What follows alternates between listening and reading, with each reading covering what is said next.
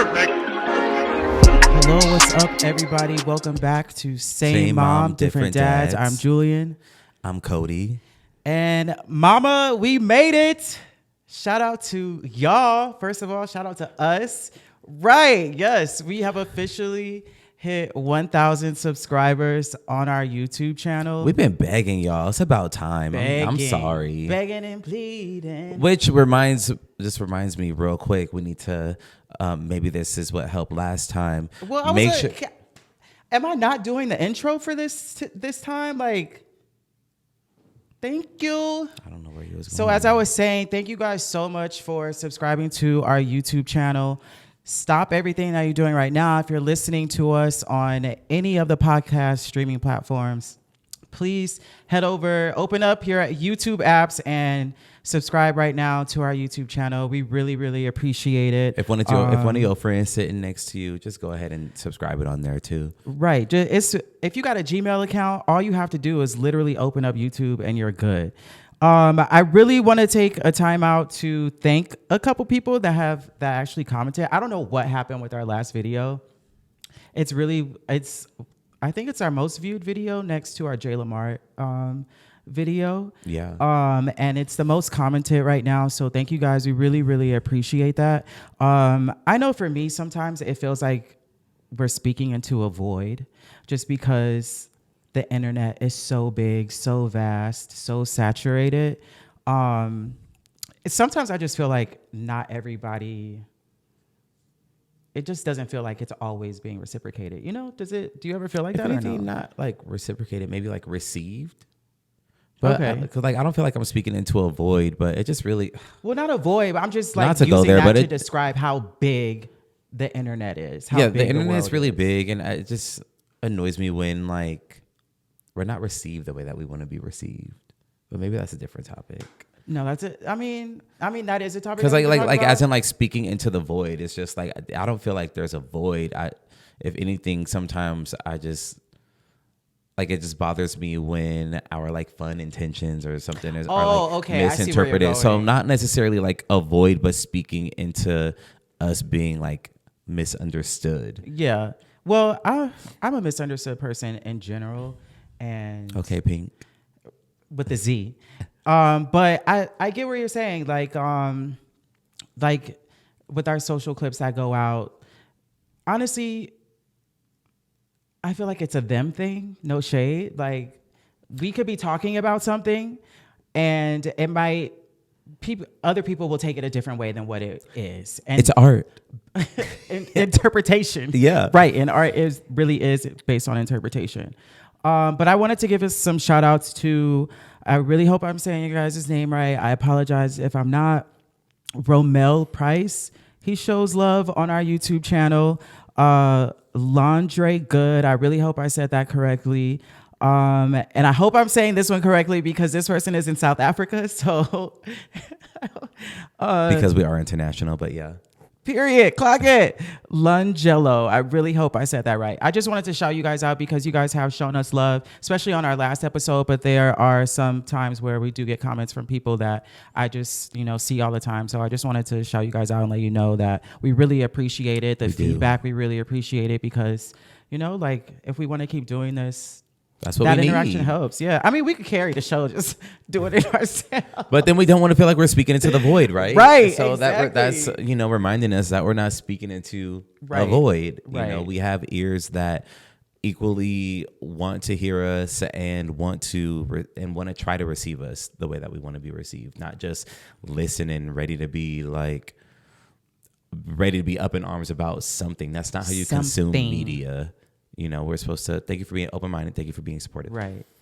Speaking of listening. But I hate the negative comments sometimes because it's just like, I would never go on a stranger's page and say something negative about their content. If one, it literally is not even relative to what is in the content. Because it's just like, we're not even talking about that over here. But also like. Because all of a sudden, why am I a preemie with a beard? That wasn't even funny. What does that even mean? I don't know. Like, I just would never go to a stranger's page and try to say those words so that they could see it. Right, because then when I clock in and I get to clock in you, then I'm the one that's It's always pressed. be the bigger person. Yeah, but then also y'all just need to take a word from Kiki when she said y'all wouldn't say that to me in person. Just send it to your group chat. You ain't gotta leave it in the comments. Right. You ain't gotta like comment negative about it. Just send it to your group chat. Because we be in the group chat. I send all the. Sometimes I like will type out a tweet. And I'm like, you know what? Let me not tweet this. I'm gonna just send it to my group chat. I feel like that's why I don't tweet as much, like with words, because like it's just easier to put it in the group chat, and you can chat about it with the people that you don't mind hearing from, or like that you want to hear from. And then, but then also, 9 times out of 10, they'll see it your way. Come on, echo chamber. Right. But also keep it in the group chat and a little less on Chat GPT, so we could save some water for the years to come. People be getting advice from Chat GPT. That's crazy. Bruh. That's crazy. That's weird. But speaking of listening and international, shout out to our homegirls from across the pond. The, what are those? YHs. Shout out to Flo. We fucking love them. We love their them. sophomore album, Therapy at the Club, came out. And it's a goal. It's goal for me. Like it's a hit for me. Like Start their to first finish. album. I really, with Access All Areas, I was like, how do they step up from this? Because Access All Areas was so good. But this is such a, Therapy at the Club, their album is such a different personality from the first album, their debut album. Like they're very much grown up. And I love the fact that they know that they're bad bitches, talented bad bitches. Yes. And they stand on that. And I feel like they know that nobody is touching them. But Flo was just really in their own lane and like pilots to a plane that the other girl groups are on, in the sense that like they're not K-pop, you know, like Cat's Eye wants to be like a pop K-pop crossover, and they're R&B pop. I love some R&B pop. Right. I love some like the R&B structure that I want to hear, but then I also love a good like feel good R&B pop coded bop, and that kind of died out for a really long time. Like think of times that like lately that R&B can give you a song that you can get ready to, like with the groove. Like think like Kehlani Back and Forth, you know, like we wasn't going to the club for R&B in a minute. Y'all was in the hookah lounges crying over toxic niggas, listening to Summer Walker. And then you was at home burning incense, listening to Janae Aiko sing From Under the Bed. That's very... That's very true, though. So now we are getting back to having more colors of the R&B music. Yeah, and I grew up listening to like the pop and R&B artists of the day, like the 2000s. So I all like off top, I appreciated Flo just because they started with the whole nostalgia thing and like, but it's just real music to me, like.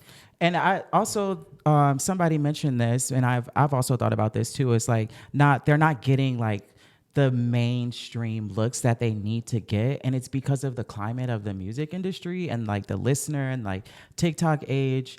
Judgmental people online, right? Well, they don't do this this way, so I'm not gonna listen. Or I didn't like that performance, one out of however many, and then next thing you know, they're just writing them off. Right. What's your favorite song? On first listen, Cry Ugly stopped me. I was like, okay, there's like, I like where this song is going. I love how it builds. I love the vocal production. And then going deeper into the album, Touche kind of sets the tone for where the rest of it is going to go. Right. That was actually my first standout song. Like, yeah, Cry Ugly was good, but Touche for me, I don't know why, but I just love it because, it just takes off from like the rest of the album, does, actually. But just like starts. Lyrically too, like what they're talking about, I feel like I relate to it. No, because it's like, you want to say that I'm this, I'm that, like you want to misunderstand me on purpose. Like, okay, well, I'll take it. Yeah. And what about it now? Right. Because like, how about I just agree? Right. Like, you know, that's how I feel like, you know, reading these comments and whatnot. It's just like, you know what? I'll be that. Yeah, I'll be that bitch, you know? And like, so Touche, but Pose is another one that I find myself playing Touche, Pose, like back to back. It's such a fun song. Yeah. Like, and I loved how the way that they flipped the samples that they've used on this album. I Can't Be High Around You Anymore. Right. I really hope Bone Thugs, I hope they got a bag for that because that's such a vibe. It's so swaggy. Right. Yeah. And then going toward the end, like, of course, you know, Don't Break Her Heart, but that was a single, so we already heard it. But I really liked Floating. I was just about to say that might be the best song on the album. It's super short, but it's, oh my God, that's it. It's over so fast. Right. Yeah. Like you can't really get into the emotion of it. Yeah. But that might be their best song. Like, I don't know. It really, I feel like that song is a culmination of flow. Like thinking of Cardboard Box, Immature, and then that project ended with like Another Guy. But then now we have Floating, which is, it's such a, like, we don't have big power ballads anymore. Like, well, they're not like Adele. on the mainstream unless you're Adele. Yeah. But even Adele is not gonna give you the power ballad that like somebody else like would. Like we need like a pop ballad, like Halo for example. You know, I was actually like kind of skeptical about this album, to be honest, because I thought it was gonna be too poppy. But because even with like their Tiny Desk, I feel like they didn't do Hater Booth justice on their Tiny Desk. No. Hater Booth is such a good record. Like the studio version of it is so good. Like I really appreciate Flo. So shout out to Flo. The album is great. I'm still running it back. I'm gonna be running it back. I do want to highlight though, I just had a project anniversary. Happy anniversary. Right. My Waiting EP turned 2 years old. And I don't know where the time is going. It's going by so quickly.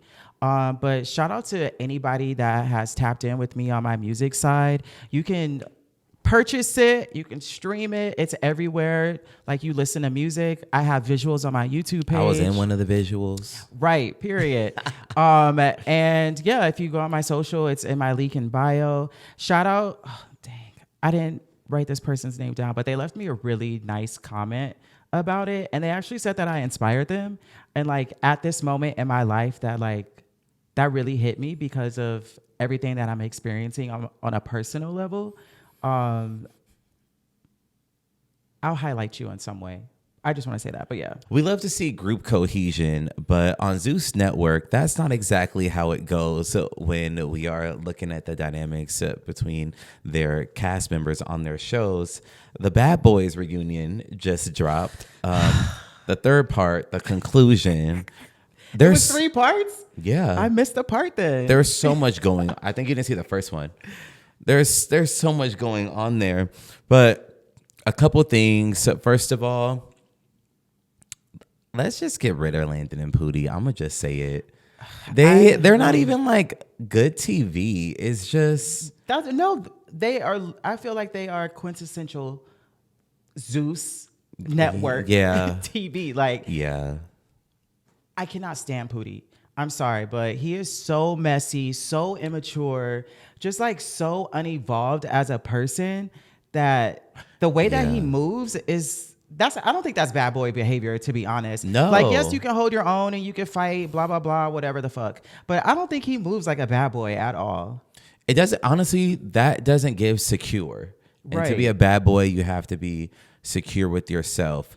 Mo City doesn't seem secure with his sexuality. Oh, allegedly? Are we going to discuss? I said seem. Seemingly. What? I mean, Pootie did that was shady as hell how he said that. He did tear into him a lot on it. Somebody's booty hole day. Oh, he said it was busted out. That was crazy. You know what? I might pay to see that. I mean, you know what? You know what? But also, I don't pay for that, but that I might. But I'm not. Well, it's like, I'm not that. Real quick, I'm not that mad at Pootie for kind of coming at him, and his sexuality is his business. But he still deserves some more lashings for what he said about the bisexual community. What's that boy name that was fighting him? Trying to with that Noel. Not you pulling a Noel. You want to stand up for your community? I do. Now? Well, isn't this the platform to do so? Period. Okay, so I'm not even the B in LGBT, but y'all need some awareness. We never really highlight you guys too often, but he said something along the lines of questioning someone's sexuality, and they responded that they were bisexual. And then Mo City said, pretty much invalidated bisexuality, and then said, when did you get your manhood taken? And it was just like, whoa, like, I don't think I've ever had my manhood taken. Are you sure? I mean, What does that mean? exactly. So Am I not a man? I might have felt a little womanly in some moments, but my manhood's still intact. The fuck? Bye. Going back to Pootie real quick, like, even just speaking on how he moves, like, even the shit that happened with him and Landon, like The stabbings? all of that drama that unfolded, like, how do you just like completely turn on your boyfriend? But he toxic too, because they were still like teamed up at the reunion. They were still teamed up at the Yeah. reunion. So if that's what he want, that's what he want.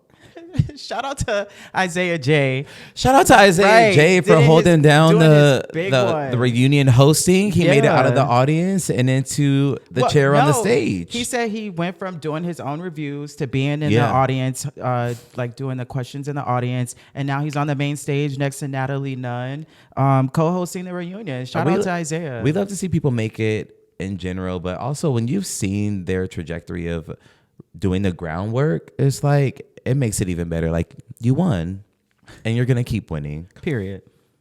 But another person that is not winning right now is Sidney Starr. Ooh, clankety clank. Sidney Starr was the guest host for the Bad Boys reunion on the first part. She had the audience position. And then what was that? The same night or the following day? The following day got arrested for allegedly molesting and sodomizing a 16-year-old boy. Whoa. First of all, whoa, but the irresponsibility alone to get those charges, but as someone and herself that she was begging Natalie for an opportunity on Zeus to feature either herself or just transgender women, to, just put transgender women on a platform. And for someone that has those motives to shed this kind of light on that community is, first of all, just very unfortunate to watch. She was begging? I didn't know she was begging. Yeah, I really don't pay attention. So since she was on the show, Natalie hasn't really called her back for an actual cast position. And she was saying, Natalie, let me back. Aside from that, like, I want to give trans girls like more of a spotlight. I want to be a voice for that. But what is her significance though? She already has an infamous reputation. Right. But whenever I see her in the media, she's always fighting. Right. Or just opening her mouth in an inappropriate way. She more so got clout from claiming that she had sex with Chingy. Well, yeah, that's old news. Yeah, but I just mean, like, I guess if that's your rise to fame, how can we expect? But why did she pop back on the scene? Like, where did she come from again? Well, she was on Baddies. That's where she entered my world. I don't know. I just wanted to comment on this. Just, like, it's already a tough climate right now for everybody, especially with the administration that we have, and just adding fuel to the fire is kind of what this is that happened, and it's just really sad that like the highlight of this is that spectacle, that headline, but it's also like we have to keep in mind like the underage child that she was allegedly involved with, like how that is affecting him and what's actually going on. It's really I don't want to say weird.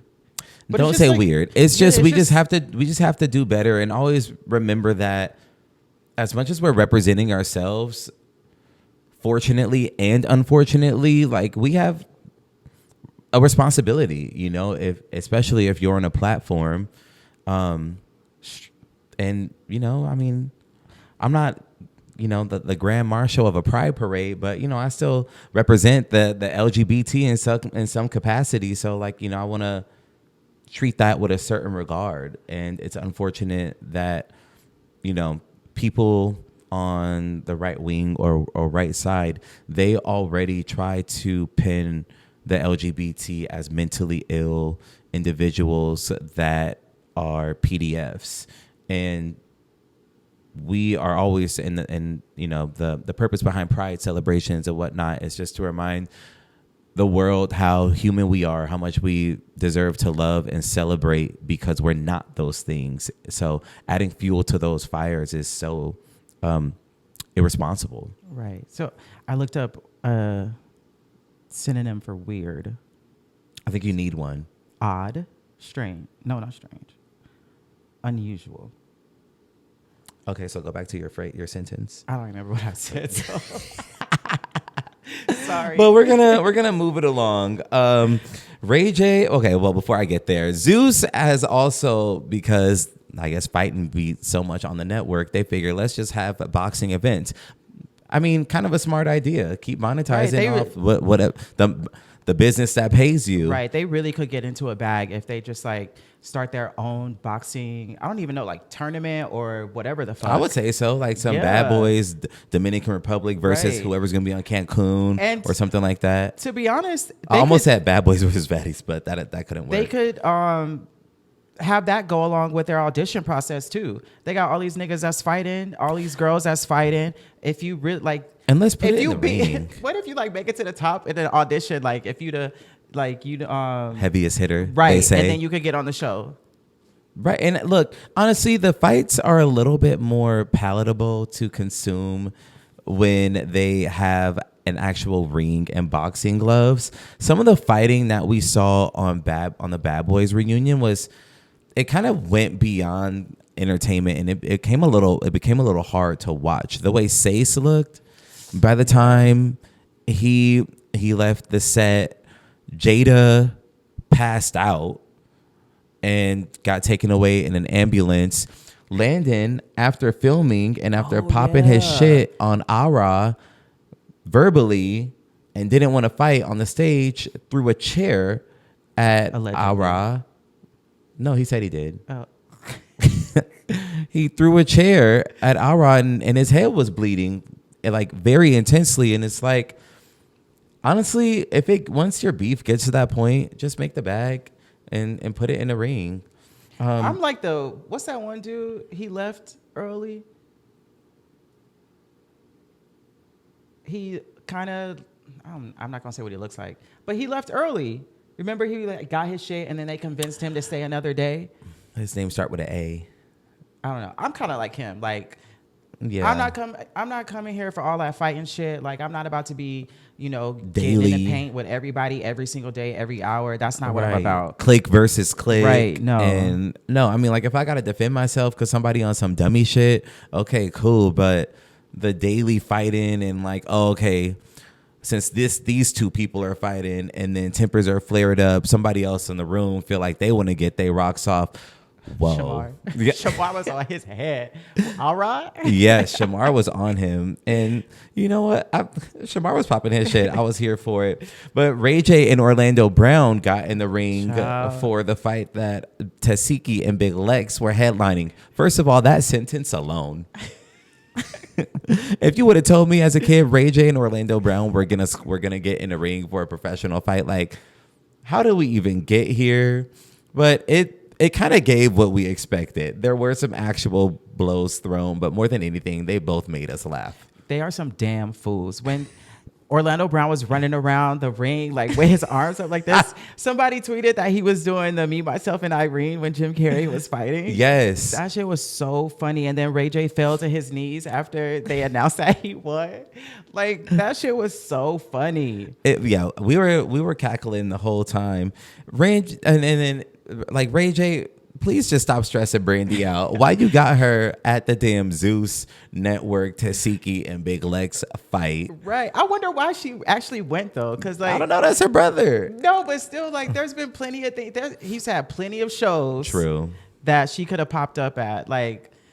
Because she also too busy being a damn Disney princess in her lane. Clock, that is legendary. Let's sidebar that Brandy was part of the Disney D23 celebration that just filmed at Disneyland and aired last Sunday. California Adventure. At California Adventure. Disneyland California Adventure. Now playing. But Disney called on all of the current and previous Disney princesses that we all grew up on, the original voices for animated movies such as Beauty and the Beast, Little Mermaid, and then also the live action voices like Halle Bailey for the Little Mermaid, and then Brandy for Cinderella. Right. That's something that happened in 1997. Right. 1997. Like, how do you reprise your role? They could have got anybody to do it. Like, they really could have, starting with the Cinderella Descendants. character with Descendants. They could have got anybody. But the fact that she literally did that when she was like 18, 19, I think. Something like that. And then like we're in 2026 now. Like. And shout out to Whitney Houston. Come on. Shout out to Whitney Houston for handpicking Brandy for that, and Brandy still being able to carry out that legacy. Right. That was really some fairy godmother shit. For real. And then like along the lines of like fairy godmother, there's a clip where Allie is posed down like before she starts singing. Like she's in a position to where she looks like she learned it from Beyonce. That shit was so funny because everybody, all the other ladies are up there just like this, like holding their mics. Yeah. We're not really paying attention to their body posture. And she just like posed the fuck down. Come on, princess. She had on Legendary. a very beautiful mermaid cut gown. Brian Yeah. styled her. Speaking of legendary, legendary. The Real Housewives Ultimate Girls Trip is back for their latest season, and they couldn't do it without the legendary Nene Leakes. She returned to the Bravo sphere. Yeah. And they played it up right. She's in the first scene, literally, with. This is what the fans want to see. Right. She's in the first scene with Portia, setting the tone, introducing what's going to be happening this season. And they're going to revisit the past 20 years of the Housewives franchise. And they had to highlight Nene because everybody knows she's really the ultimate housewife. Like, she really set the whole franchise off for Bravo. For real. And really just took, like, reality star to another level. Because before her, it was... Tiffany New York Pollard, who was really a standard for reality TV, especially for Black women too.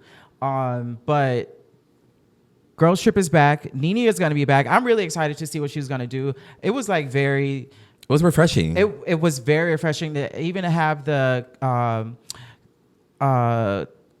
like the charisma between Portia and Nene when they were talking, like that energy. Like it felt like Nene was home, like for real. It did. It did feel very natural. Vicky's insane. Why did you go into it like that? She really is. Because that's how she goes through conversations. Right. When she was fucking who was talking about what's homegirl name that went to jail? Teresa, when she was talking about how she went to jail for fraud or something like that, she was like, no, not for me. I pay my taxes on time. Like, why would you take that moment to do that? Oh my gosh. She just gives every bit of tone deaf. Right. White woman. Yeah. Right. Unaware. Low key, Luann did it too. So I didn't watch like New York Housewives at all, but apparently this is Luann type behavior. But she was like, I'm just Luann from... like she was comparing herself to oh my J-Lo. gosh, she said oh, I'm Luann. She said, oh, just like J-Lo, I'm Luann I'm from the hood. And they were like, you mean J-Lo from the block? She's like, oh, sorry. Oh my gosh. But that's all I have to say. Vicky is insane. Let's see how this plays out. But I mean, that's also TV gold right there. Right. I mean, she got her peach back, so she'll be on Orange County again. They have Orange County, don't they have oranges? They don't have no peach. Oh shit! Yeah, I meant to say orange. Yeah, my bad. Yeah. I don't watch Orange County. I really only watch Atlanta and sometimes Beverly Hills. I watched Orange County a little bit back when it was like brand new when Mom was watching it, and like I would just like pop in a little. But even through watching it vicariously through Mom, I knew Atlanta had my attention a little more than Orange County when I would come pop into the room like, hold on, like there's something there. They really set it off the second season when Candy came. Candy coated nights. It's just like people that don't even watch any bit of Real Housewives guaranteed know at least, I would say, 2 Nene quotes. Absolutely. Along with my internet surfing, it came about. I watch like these little debates on YouTube sometimes, so they hit my algorithm, but more so when they go crazy viral on Twitter, that pulls me into them even more. There's numerous discussions, but a new one is one new ager versus 20 Christians. And it perked my ears up because it gave one new ager versus 20 Christians. Because it's like that. Some of the things, okay, so Jasmine Gardner was the new ager versus 20 Christians. I love her social media videos. I want to tap in with her a little bit more too, but she had a lot of great things Great? Right. A lot of things that tread carefully. That I can align with the way that she views religion. First of all, she said she's culturally Christian. And I identify with that for sure because Same, I would say that being too. Black, there's a certain element that comes with being Christian, just by nature. We at one point were all forced to go to church with your cousins. Whether your parents did, nonetheless, we all have at least 1 or 2 days that we went to church with our cousins. Our funeral processes, the songs that we hear there. And that we sing at certain moments. So culturally, I am Christian. I grew up believing there was a God, praise him, praise Jesus. We all say it. Right. We all know, won't he do it? Right.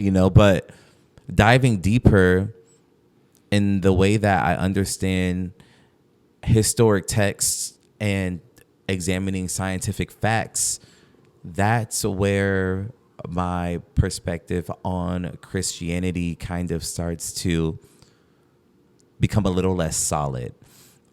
And then if we examine other religions that talk about how the world became, there's no one, well, scientifically there's one way to view that, but religiously, if your God did this and brought the world about, I still can't tell you that your God didn't do what they did to bring the world about. Copy. So there's no right and wrong when it comes to that. So how can you stand so firmly on that to say that there is, when theoretically and religiously speaking, multiple things can be true? Because if I were to tell you that your God didn't do that, now I'm invalidating your religion. And let me also say, that's not fair as someone that isn't even that I would identify as religious. I wouldn't invalidate somebody's religion. And girl, that's what you believe, girl. Right. But I would invalidate certain things that cast judgment upon other people. I don't think people individually possess that power. And real quick, I'll wrap it up real quick. But speaking about judgment, one of Jasmine's main points was she will become a believer on Judgment Day if she sees God after she dies. And a lot of the Christians were saying, well, yeah, that's going to happen. But no one can say that that's going to happen or not unless they die. And you can't come back to life after you die and reach God in that way. Because some people say that they see the light. But once you reach God, you at home. Right. I don't know nothing about that ain't my lifestyle. I'm not religious at all. I tried to read the Bible a couple times, during my, I think, sophomore year of college. And right off the bat, I had so many questions. I be asking so many questions. I'm always in my head. I'm always trying to figure out not only the why, but just I guess the why, the process, why and how. Right. I'm always somebody that's in my head and I'm thinking. I overthink a lot too. And so just when it comes to You too? I don't. You don't think I overthink? I just You think I don't think? That's in what certain you're gonna moments. say. Yeah, in certain moments, I perceive you as oblivious. So I don't understand how someone can be described as oblivious and identify as an overthinker. If it's something that I guess really the wheels have are questions running. about, don't make me cuss. Wow, we talking about God. We've been talking. Oh. Anyways, but it's just like I have so many questions, and I'm, believing like the Christian faith isn't something that you question. I know I heard it sometimes growing up.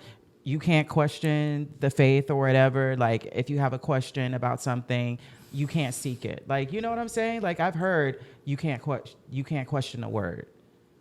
But what if you have questions about it? And that's what and that's how Jasmine Gardner. Jasmine, yeah, that's what she was saying. She was like, even in Bible study school or whatever, she was 12 years old, and she said that her class has so many questions about the Bible, but nobody was giving them answers, and so they would just sit in silence for that whole time. And it's just like there isn't anything that it feels like the Christian faith allows you to seek outside of what is in the Bible. Right, because I'm not questioning more so like the power of the word. Right. I can still go listen to a sermon and extract a lot from there and keep those things in my pocket. As after you hear a really good sermon and you kind of put that toward your perspective while it's at the foreground of your mind for the next week or two, right? So I can totally do that. But when it comes to certain historical aspects that there has not been, tangible proof for, or, just anything like someone can actually prove rather than just the oral histories, then that is the part that I start to like fall back on a little bit. I put it a little bit in reverse because being that, I don't know, like I'm a very scientific person, like that's what I study. That's always what I gravitate toward. In science, the reason why I like science, honestly, is it's because it's gets nerdy. I was gonna say what an effing nerd. The reason why I like it is because it's so concrete. And it's actually all about seeking facts. It's about doing if I this, then I will this. And then if it doesn't happen, then you discuss why it did or didn't happen. It's just very black and white.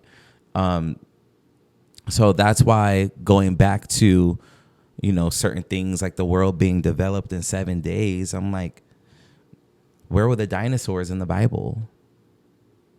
But before the way you're not speaking.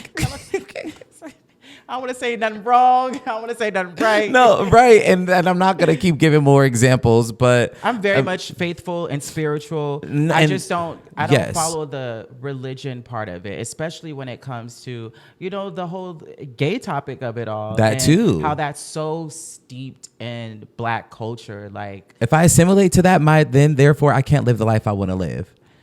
That's kind of weird peculiar to say, not weird. Well, right. Well, isn't it kind of perceived that way? As in, if I want to kind of get right with the Lord, I need to get. But then it's also like, why would God make you this way? If baby, I was born this way. Why would God create, like violence and war and PDFs and like all this other stuff? Like if he really did create everything, not saying that, I don't believe he did. It's like, why do we have to experience these dark negative sides of humanity? Yeah. I always think, I don't know, more recently too, I've just always think, what if we were just put here to vibe? What if what if nobody was like tapped in? It's like, oh, let's make clothes. Let's like make a railroad. Let's start trading. Like all of this shit is made up. Well, we needed to survive and we needed to figure out a way to live. And yeah, but it's literally all just made up. What if we just lived off the land, like drank from like the spring water and stuff? Like I think about that all the time. Like what life would be like if we really didn't have so much of society dictating who we are, what we do. Well, we need order, and when you need order, ego enters the room. And then, one person always has to be right in a group.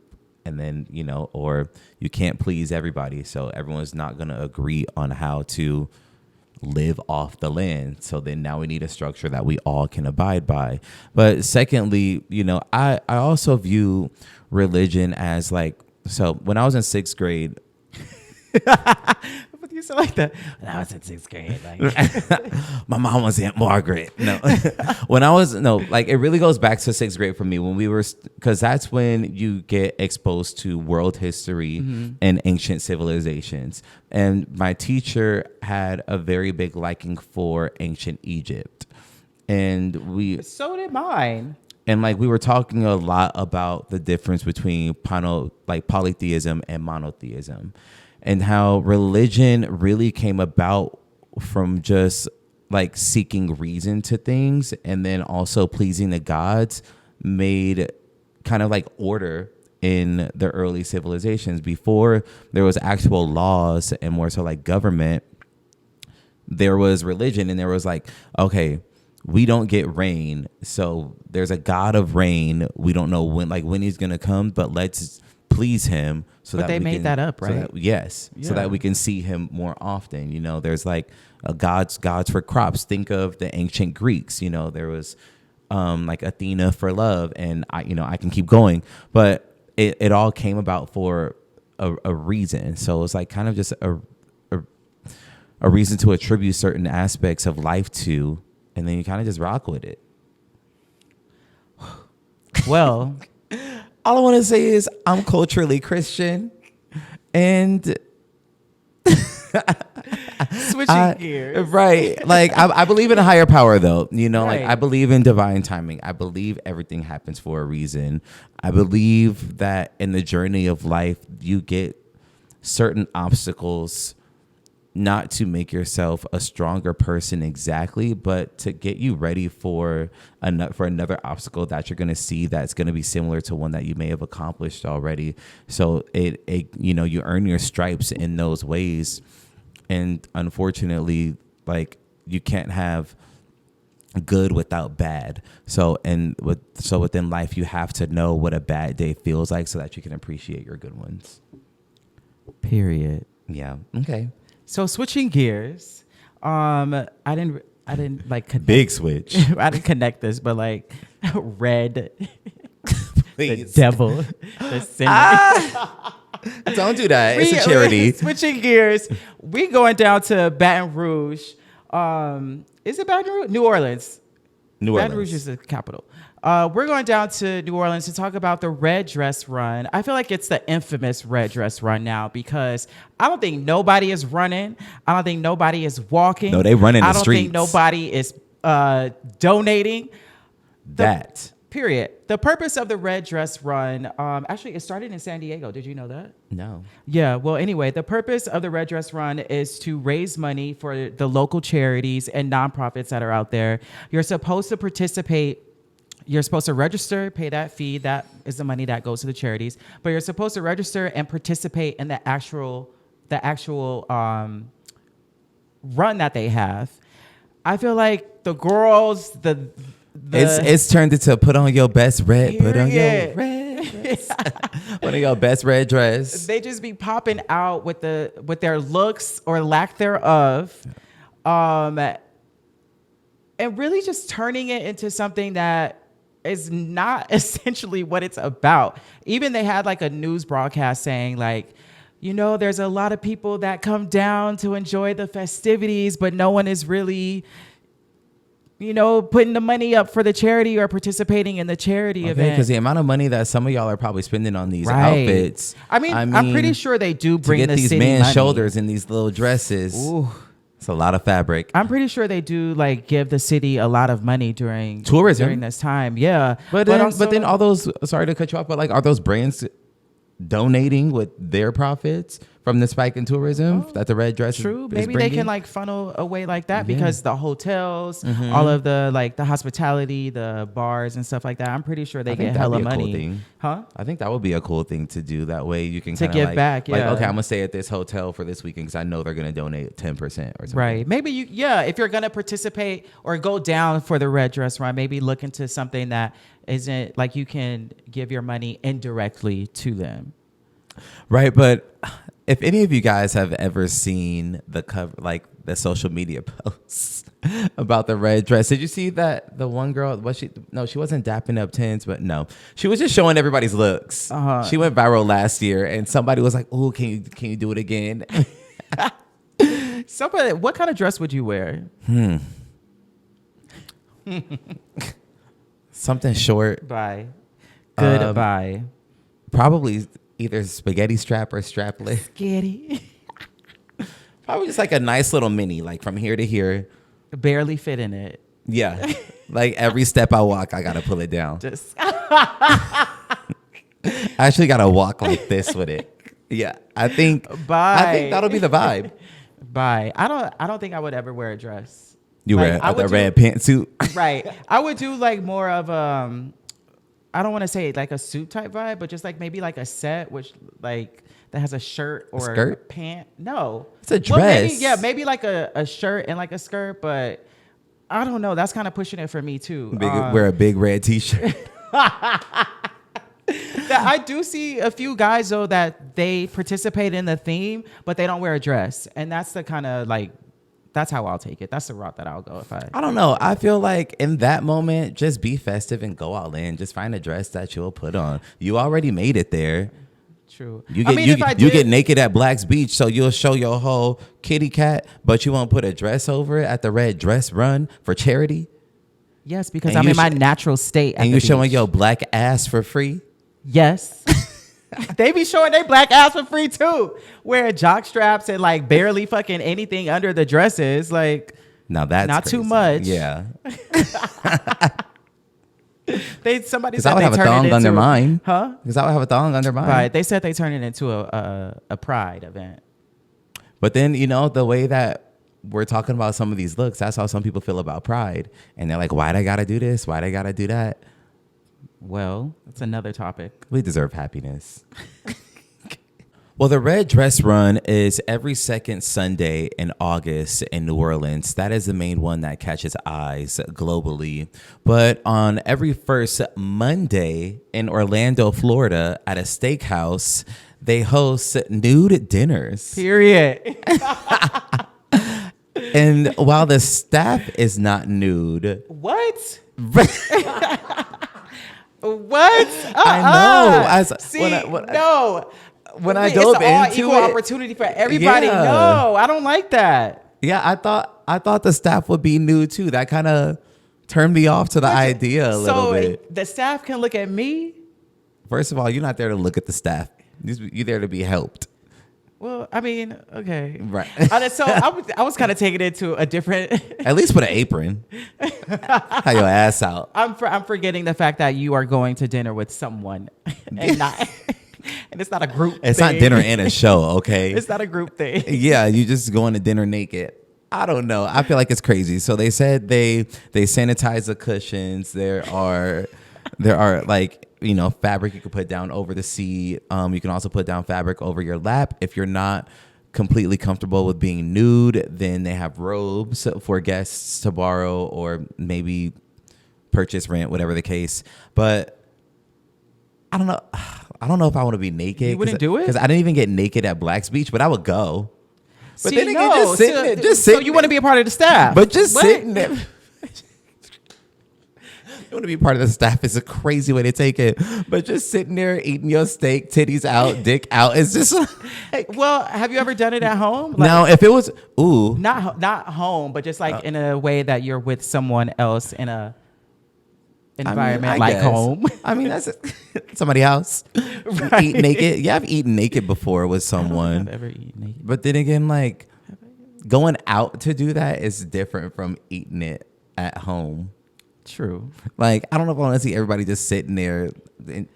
cracking open your baked potato. I mean, but also at the same time, you go to these kind of events knowing what you're about to get into. True. Like, if you aren't going to go to these things, then you're not that type of person. I'll put a thong on.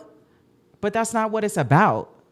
But they have a robe for people to put on because they already know some people might not. I think a robe is just, you might as well put on a fucking sweatsuit. But at the same time, it's just like, if I'm going to go, I'm going to go and I'm going to participate. Why am I wasting my money? I'm not wasting my money.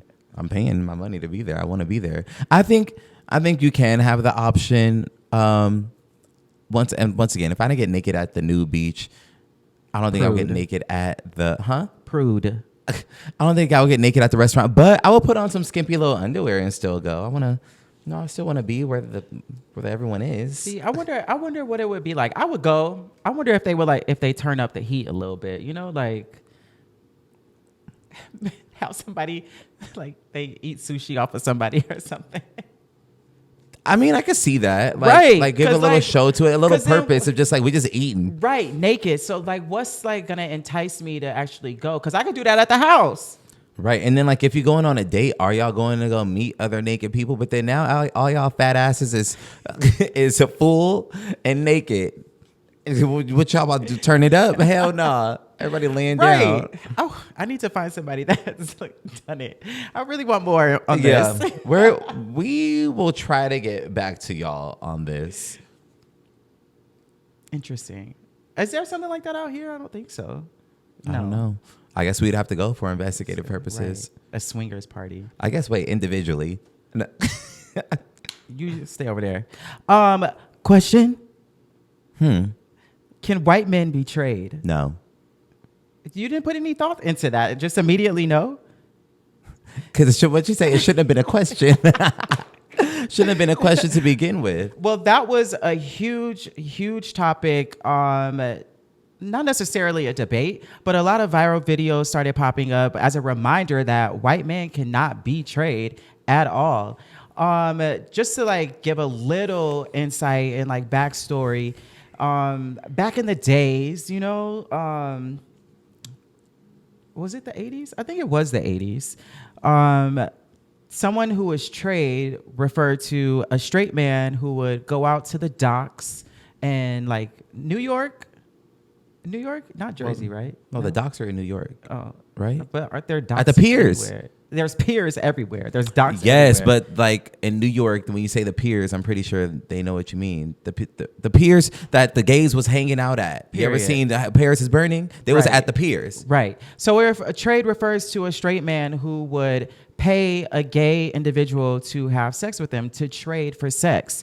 Now, as the years have progressed, jargon has really just penetrated through mainstream, and a lot of the lingo has changed throughout the years, throughout ballroom culture changing, because a lot of the gay lingo that a lot of people don't even know that it's gay lingo, for one, originated in ballroom and gay culture. So things like clock it or shade, read. no tea, read, all of that stuff is from the ballroom scene, but it mainly refers to black men whom rightfully so created these terms.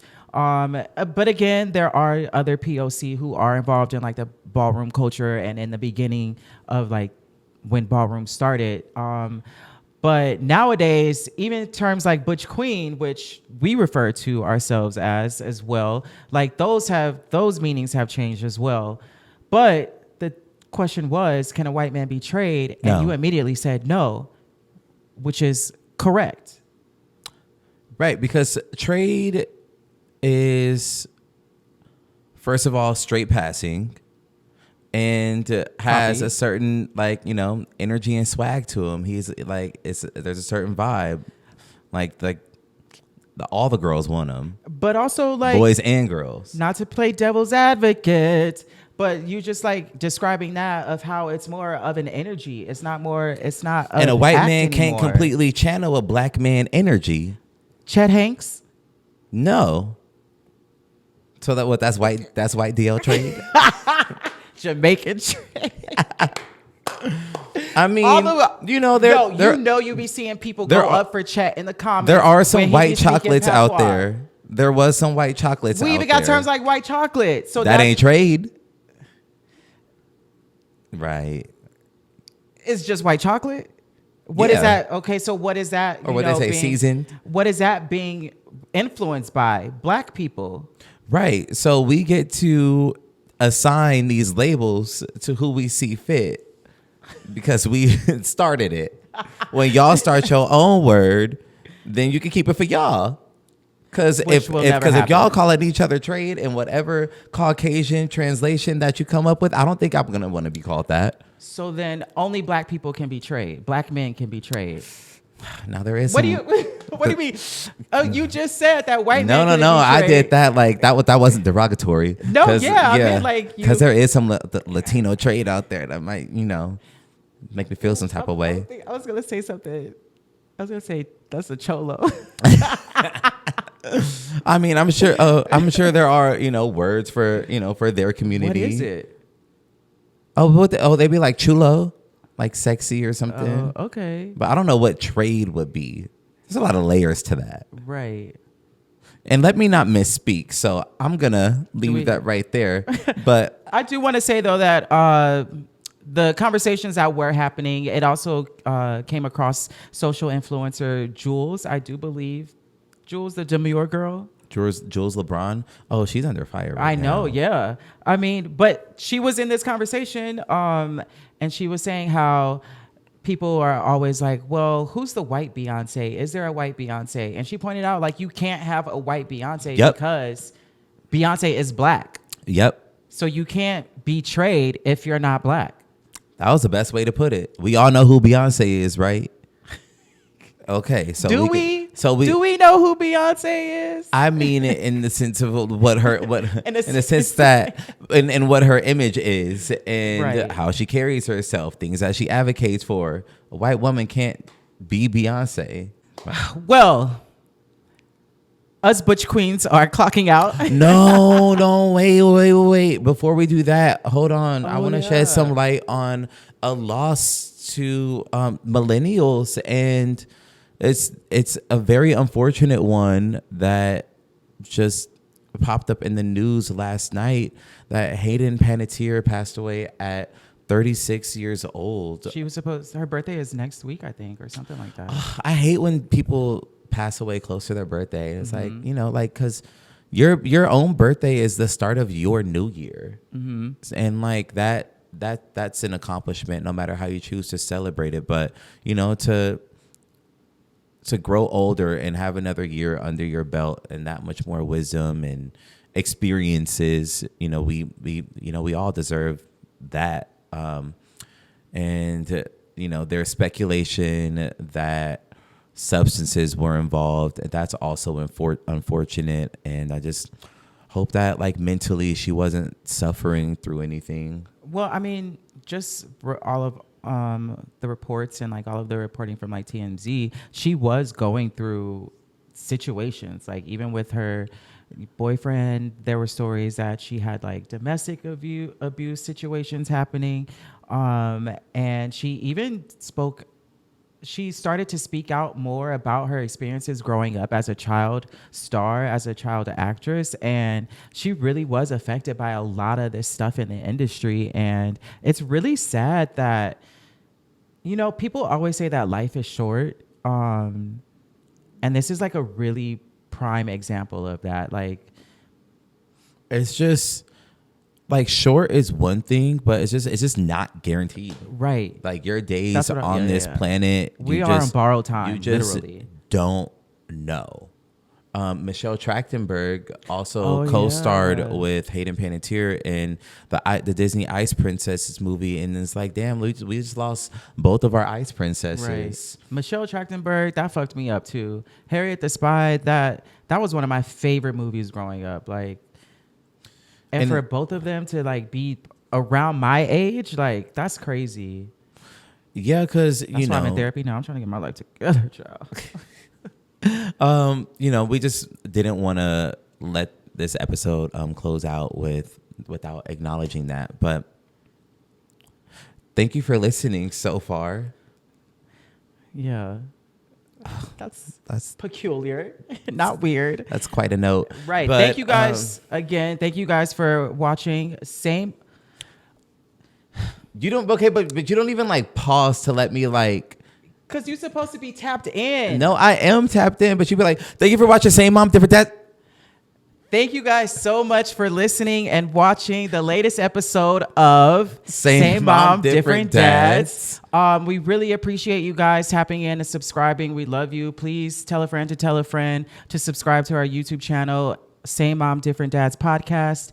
We are Same Mom, Diff Dads on all social media platforms. If you would like to keep up with me, this is Julian B on all social platforms. And my TikTok is Julian B. I'll try to start using that more. I'm going to have some extra time on my fucking hands. Yeah. You better get on your Zoom. Hello, my Burger King. Instagram is C_3. TikTok is actually, no, I said that wrong. Anyway, it'll be on the screen. Instagram _C3. Thanks for tapping in.